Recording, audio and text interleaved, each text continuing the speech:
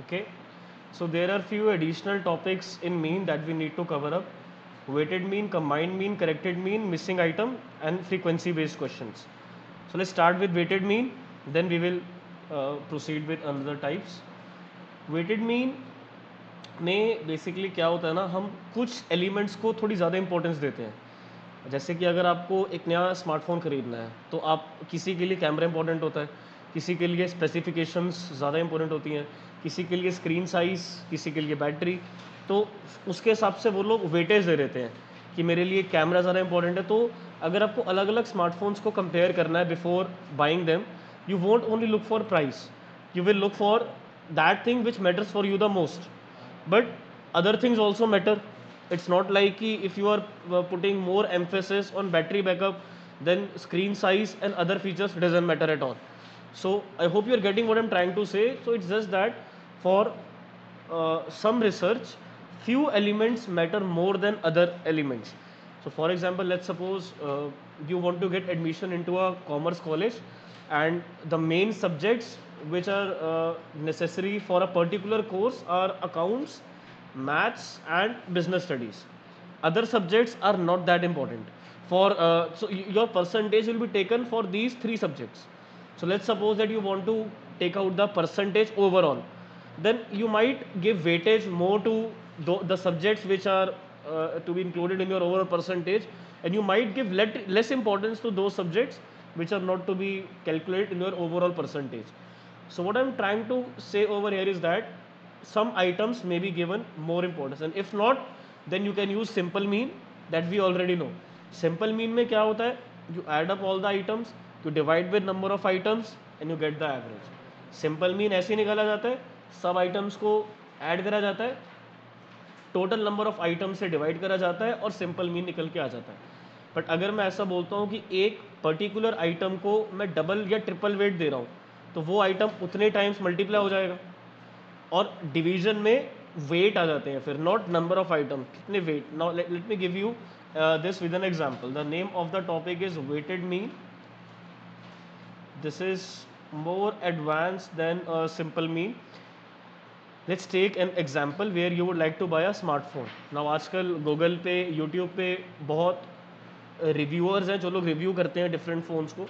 तो let's suppose you are given two options, दो phone compare कर लेते हैं, एक सैमसंग ले लेते हैं और एक MI ले लेते हैं, जस्ट फॉर एग्जांपल शाओमी। ठीक है, MI रियल बहुत होते हैं, मैं शाओमी वाला MI ले रहा हूँ मैं। ठीक है, I will not talk about specific phone, I will just say MI and Samsung. Okay, कोई भी ब्रांड है अपने माइंड में एज्यूम कर लेना, कोई भी मतलब उसमें प्रोडक्ट अपने माइंड में इमेजिन कर लेना। नाउ क्वेश्चन है calculate weighted mean. Now how do we denote weighted mean?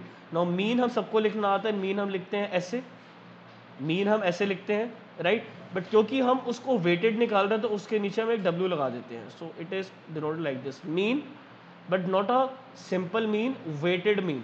तो पहले मीन लिखो, उसके नीचे W लिख दो, दैट मीन्स वेटेड मीन। तो calculate weighted mean of following data, of following data. Let's suppose we need to compare two smartphones. One is of Samsung and other is of Xiaomi, that is MI. Yes, Nikhil. Question answers वाली book से, हाँ उससे कर लो। बस last question मत करना, organic farming कर लो। Samsung and MI और Xiaomi, और इसमें हम ले लेते हैं वेटेज या वेट। ठीक है, कंपोनेंट, किस कंपोनेंट में रेटिंग दे रखी है।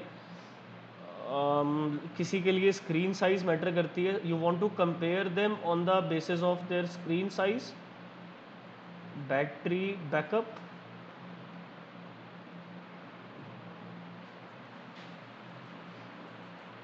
और यू कैन से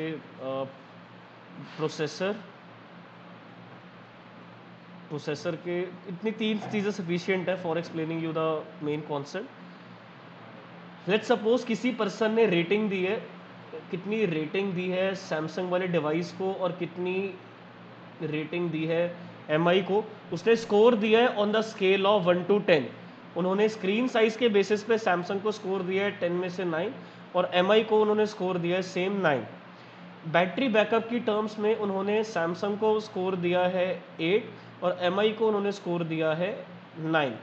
प्रोसेसर की टर्म्स में उन्होंने सैमसंग को स्कोर दिया है 10 और MI को उन्होंने स्कोर दिया है 9। एक चीज़ इसमें और ले लेते हैं, कैमरा, जो कि काफ़ी लोगों के लिए बहुत इंपॉर्टेंट रोल प्ले करता है। इसमें उन्होंने सैमसंग को दिया है 9 और MI को उन्होंने दिया है 8। अब देखो, आप जब फ़ोन खरीदने के लिए जाओगे तो आपके लिए इनमें से सबसे ज़्यादा इंपॉर्टेंट क्या है, वो चीज़ मैटर करती है। सपोज़ करते हैं आपके लिए कैमरा बहुत इंपॉर्टेंट है, तो आपने कहा कि इसको मैं वेट दे रहा हूँ 3, ये रैंडम होता है, इसमें कुछ ज़्यादा सोचना नहीं होता, 3 वेट दे दिया, मतलब बाकी के मुकाबले 3 गुना ये ज़्यादा इंपॉर्टेंट है।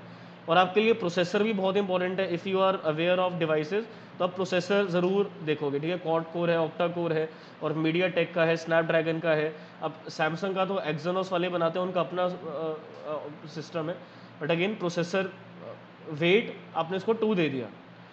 बैटरी बैकअप और स्क्रीन साइज, बैटरी बैकअप मान लेते हैं कि आपके लिए उतना मैटर नहीं करता जितना बाकी चीज़ें करती है, इसको आपने वेट दे दिया 1 कि ये ज़्यादा खास नहीं भी हो तब भी चल जाएगा। तो इसमें बेसिकली मैं सिंपल मीनिंग लगा रहा हूँ, आई कैन से, इसमें कोई वेट नहीं है। स्क्रीन साइज में भी मैटर करता है मेरे लिए, इसको मैं वेट दे रहा हूँ 2। तो मैंने इसके लिए कुछ सोचा नहीं, जो मेरे माइंड में आया मैंने वो ले लिया। तो टोटल कितना हो रहा है, 5 प्लस 1 इज 6 प्लस 2 इज यहाँ 8 का टोटल हो रहा है, ठीक है। तो कोई बात नहीं, ठीक है, we can be satisfied with this. तो लेट्स मेक अ टेबल, इसको टेबुलेट कर लेते हैं।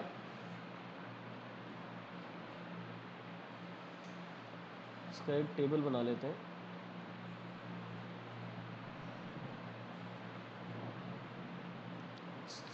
टेबुलेटेड।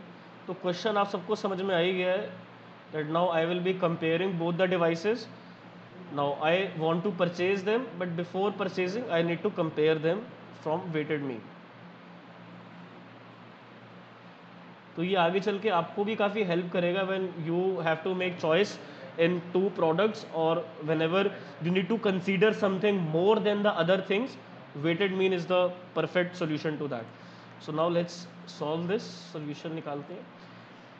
पहले सैमसंग का वेटेड मीन निकाल लेते हैं, फिर MI का वेटेड मीन निकाल लेंगे, कंपेयर कर लेंगे, जिसका ज़्यादा निकल के आएगा वो हम परचेज कर लेंगे डिवाइस, ठीक है। तो पहले let's calculate weighted mean for Samsung, और I can simply write mean weighted of Samsung, ठीक है। We can use acronyms, weighted mean for Samsung. Samsung का वेटेड मीन निकालने के लिए पहले तो आप क्वेश्चन लिखो। क्वेश्चन क्या कहता है, क्वेश्चन ये कहता है कि इसमें कौन कौन से कंपोनेंट्स हैं और इनकी आप इनको कितना वेट दे रहे हो, ठीक है, और उसकी रेटिंग क्या है। कंपोनेंट्स, रेटिंग और वेट। पहले रेटिंग लिखो, कंपोनेंट्स, रेटिंग एंड वेट, ठीक है ना। कंपोनेंट्स हैं screen size, battery backup, processor, camera. Screen size को मैं शॉर्ट में लिख रहा हूँ SS, एग्जाम में गलती मत करना, पूरा लिखना just to save some time. Screen size. Battery backup को मैं शॉर्ट में BB लिख रहा हूँ, प्रोसेसर को प्रोसेसर ही लिखना पड़ेगा, कैमरा को कैमरा ही लिखना पड़ेगा। रेटिंग, रेटिंग कितनी कितनी दे रखी है यहाँ पे। सैमसंग में रेटिंग है 9, 8, 10, ये रेटिंग दे रखी है सैमसंग की। स्क्रीन साइज में 9 है, बैटरी बैकअप में 8 है, प्रोसेसर में 10 है और कैमरा क्वालिटी में 9 है। आउट ऑफ 10 ये रेटिंग दे रखी है। मेरे लिए स्क्रीन साइज मैटर करती है काफ़ी ज़्यादा।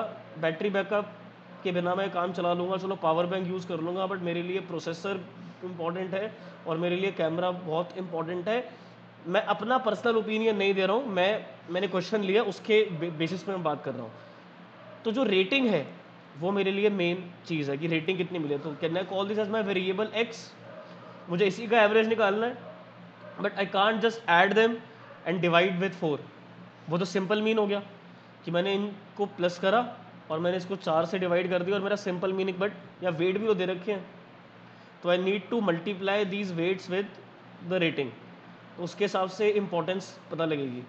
तो now I can calculate my screen size is having a weight of 18 with variable. Now battery backup is 8, processor is 20 and my camera is 27. So I need some space below, so I'm gonna clear this.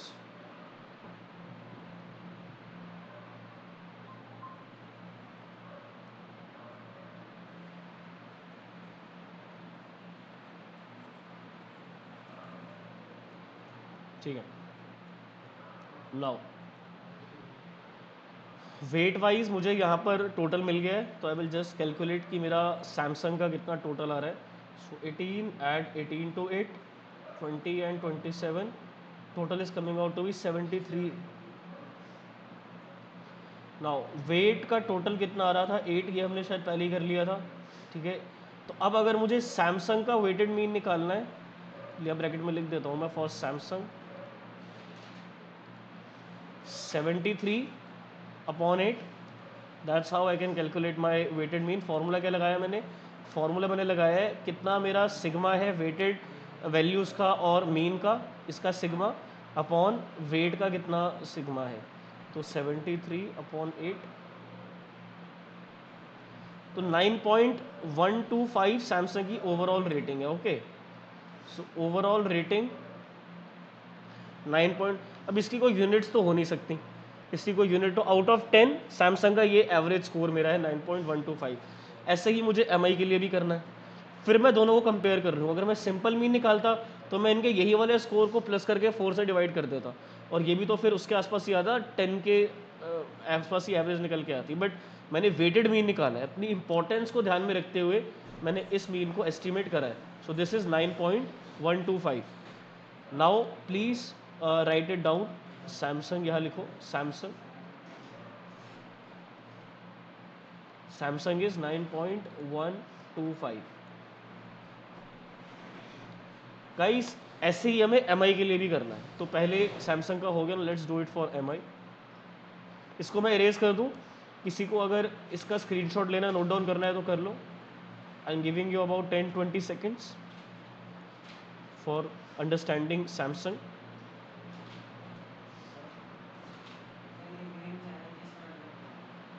Lingering challenges means जो challenges काफ़ी time से चलते हुए आ रहे हैं। Emerging वो होते हैं जो अभी रिसेंटली आए। All right, so let's calculate the weighted mean for MI also, just like we did for Samsung.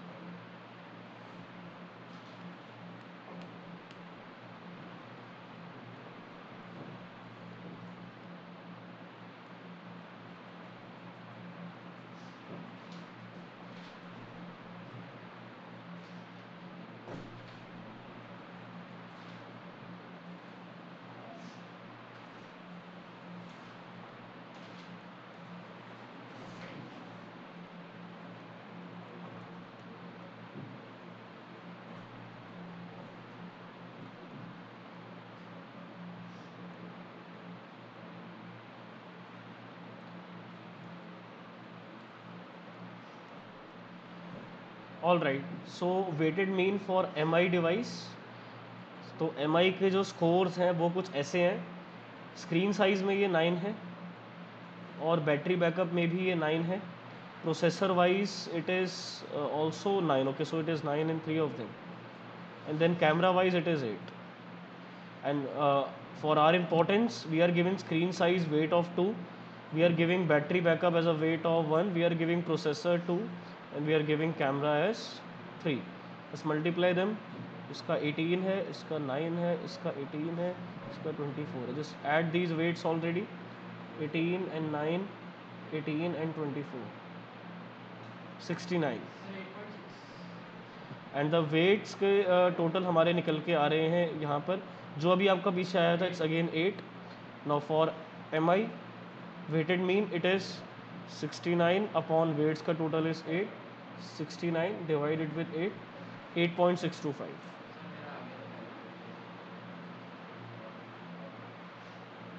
सो ये इसकी ओवरऑल रेटिंग है। सो MI का जो स्कोर आया है वो आया है 8.625।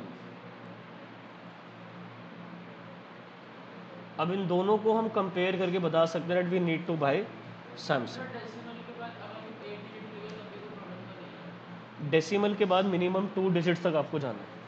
डेसिमल में जब ऐसी वैल्यूज़ आती हैं तो you have to go up to 2 values minimum, बाकी आ गया जितना मर्जी ले जाओ, बट 2 तो मिनिमम लिखनी है।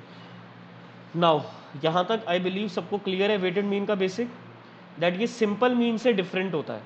अगर आप सिंपल मीन निकालते तो क्या करते, आप सैमसंग की वैल्यूज़ को प्लस कर देते, 9 + 8 + 10 प्लस 9 36। 36 को आप डिवाइड करते 4 से और निकल के आता 9।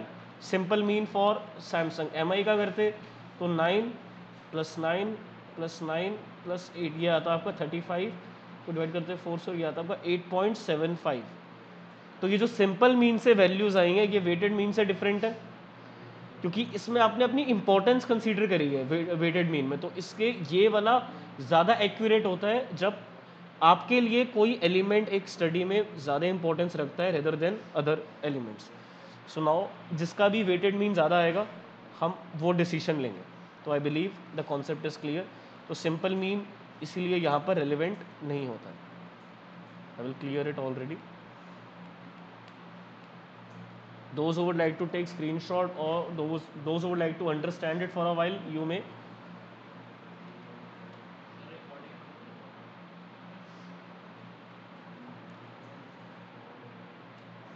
I'll clear the screen now. Notes में से अब वेटेड मीन देख लेते हैं, है ना। तो फॉर्मूला आई बिलीव सबको क्लियर है। फॉर्मूले से रिलेटेड कोई इन्फॉर्मेशन तो नहीं चाहिए सबको। मीन वेटेड निकालना है, सिग्मा वेटेड इनटू एक्स का और सिग्मा वेटेड वैल्यूज़ का, ठीक है। क्वेश्चन दे रखा है यहाँ पे, मार्क्स दे रखे हैं और वेटेज दे रखी है। अब ये डिफरेंट सब्जेक्ट्स हैं, ठीक है। मान लो ये मार्क्स इंग्लिश के हो गए, ये मैथ्स के हो गए, ये इकोनॉमिक्स के हो गए, ये डिफरेंट सब्जेक्ट्स के हो गए।